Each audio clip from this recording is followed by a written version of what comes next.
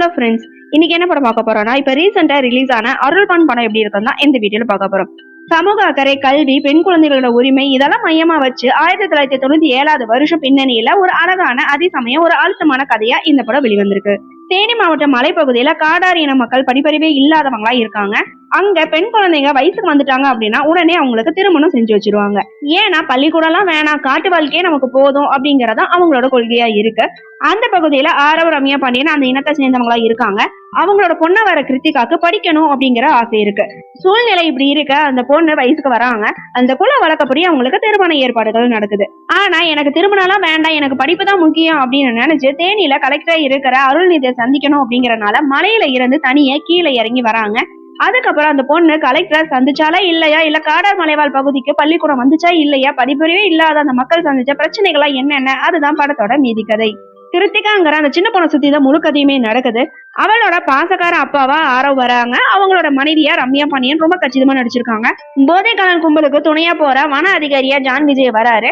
அவர் கூட வர மோதல், மனைவி மகள் மேல ரொம்ப பாசம், அவங்க கூட வழக்கப்படி வேலை நாட்டு ஆடுறது அப்படின்னு நிறையவே நடிச்சிருக்காரு ஆரவ். இந்த படத்துல ரம்யா பாண்டியன் நடை உடை பாவனை மூலமா அந்த மலைவாழ் பெண்ணாவே வாழ்ந்திருக்காங்கன்னே சொல்லலாம். ரெண்டு பேருமே படத்துக்கு ரொம்ப பக்காவா பொருந்திருக்காங்க. சிறுமியோட தாத்தாவா ஒருத்தர் வராரு, நல்ல தேர்வுன்னே சொல்லலாம். வழக்கம் போல இந்த படத்திலேயே ஜான் விஜய் ஓவர் ஆக்டிங் பண்ணி கடுப்பேத்துற மாதிரி தான் நடிச்சிருக்காரு. நிருபரா காளி வெங்கட் வந்திருக்காரு. அரசு அதிகாரியா VTB கணேஷ் வராரு. ஊர் தலைவரா அருள்தாஸ். அவங்களோட கேரக்டர் எல்லாமே கொடுத்த வேலையை கச்சிதமா பண்ணிருக்காங்க. முதல் பாதி ஃபுல்லாவே இப்படி மலையில நடக்கிற பிரச்சனைகளா தான் இருக்கு. ரெண்டாம் பாதி தேனியில நடக்க ஆரம்பிக்குது. அதுக்கப்புறம் கலெக்டர் அவளுக்கு கொடுக்கற ஆதரவுன்னு இன்னொரு கோணத்துல படம் நகர்ந்துட்டு போகுது. ரெண்டு போர்ஷன்லயும் தன்னோட கேரக்டர் என்ன அப்படிங்கறத உணர்ந்து நடிச்சிருக்காங்க சிறுமியான கிருத்திகா. தனக்கு படிப்பு முக்கியம் அப்படின்னு பெற்றோர்கள்ட்டையும் ஊரர்கிட்டையும் சொல்றதா இருக்கட்டும், டீச்சர் கிட்ட பார்த்து பேசுறதா இருக்கட்டும், திருமணம் வேணாம் அப்படின்னு மறுக்கிற சீன்கள் ரொம்ப அருமையா இருக்கு. ரெண்டாம் பாதியில தனியா தேனியில என்னென்ன பிரச்சனை எல்லாம் சந்திக்கிறா அப்படிங்கறத கொஞ்சம் பரபரப்பாவே கொண்டு போயிருக்காங்க.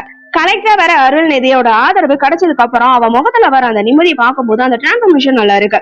தேன் படத்தை இயக்கிய கணேஷ் விநாயகன் இந்த படத்தை டைரக்ட் பண்ணிருக்காரு. அந்த படம் மாதிரியே இதுலயும் சமூக பிரச்சனை, சில உண்மை சம்பவங்களை இணைச்சு பேசியிருக்காரு. காடார் இன மக்களோட வாழ்வியல், வன இலங்கை அதிகாரிகளோட சந்திக்கிற அந்த பிரச்சனைகள், படிப்பு இல்லாதனால ஏற்படுற சிக்கல்கள், ஆண் முகத்தையே பார்க்க கூடாது அப்படிங்கறனால பள்ளிக்கூடம் கூட போகக்கூடாது பெண்களோட சூழ்நிலை, குழந்தை திருமணம்னு பல பிரச்சனைகளை முதற் பாதத்துல ரொம்ப அழுத்தமாவே பேசியிருக்காங்க. கலெக்டர் வர அருள்நிதி ரெண்டாம் பாதியில தான் வராரு. அவரோட சமூக அக்கறை சீன்கள் ரொம்ப நல்லா இருக்கு. அந்த குழந்தைக்கு மொழி தெரியாதனால தவிக்கிற சீன்களுக்கு தீர்வு சொல்றதா இருக்கட்டும், மலைப்பகுதிக்கு பள்ளிக்கூடம் அமைக்க பாடுபடுறது, கடைசியில ஒரு அதிரடியான முடிவு எடுக்கிறதுன்னு ரொம்ப இயல்பாவே நடிச்சிருக்காரு. கல்விக்கு ஆதரவா மலைவாழ் மக்களுக்கு உதவுகிற அந்த கேரக்டர் கண்டிப்பா பேசப்படுற மாதிரியும் இருக்கு. ஹீரோயிசம், காடல், பாடல், சண்டை காட்சின்னு பில்டப் எதுவுமே இல்லாம கதைக்கு என்ன முக்கியமோ அது மட்டுமே நடிச்சிருக்காரு. கிளைமேக்ஸ்ல நல்ல கருத்தை சொல்லி முடிச்சிருக்காங்க. சுகுமாரோட ஒளிப்பதிவு ரொம்ப நல்லா இருக்கு. மலைவாழ் பகுதி, அந்த அருவி, காடுன்னு அவங்க மக்கள் வாழ்வை நிலைன்னு ரொம்ப அழகா காட்சிப்படுத்தி இருக்காரு. மலை சம்பந்தப்பட்ட சீன்கள் ரொம்ப அழகா இருக்கு. ஜிவி பிரகாஷோட மியூசிக்கும் பாடல்களும் ரொம்ப நல்லா இருக்கு. சமூக அக்கறை உள்ள சில சீன்களை பார்க்கும்போது பல கேள்விகள் எழுப்புற மாதிரியே இருக்கு. சில வசனங்கள் கொஞ்சம் ஷார்ப்பாவும் இருக்கு. படத்துல எல்லாமே நல்லா இருக்கு. ஆனா படத்துல மைனஸ் எதுவும் இல்லையா அப்படின்னு கேட்டீங்கன்னா மைனஸும் இருக்கு. இந்த படத்துல வெள்ளைக்காரன், போதைக்காரன், சண்டைன்னு தேவையில்லாத சீன்களும் வருது. அது படத்தோட மைனஸ்னே சொல்லலாம். காடார் மொழியிலையும் கொஞ்சம் குழப்பிருக்காங்க. அந்த மொழியை பேசாம படம் முழுக்க தமிழ பேசியிருந்தா கூட நிறைய விஷயங்கள் புரிஞ்சிருக்கும். முக்கியமான சீன்கள் கூட காடார் மொழி வரனால அவங்களோட வழி என்ன அப்படிங்கறத நம்மளால முழுசா உணர முடியலன்னு தான் சொல்லணும். அது மட்டும் இல்லாம இது வரைக்குமே நல்ல யதார்த்தமான ஒரு கதையா போயிட்டு இருக்கும் போது கிளைமேக்ஸ்ல அந்த பொண்ணுக்கு பதவி கிடைக்கிற மாதிரி ஒரு சீன் வருது. அது கொஞ்சம் சினிமா தனமா தெரியுது.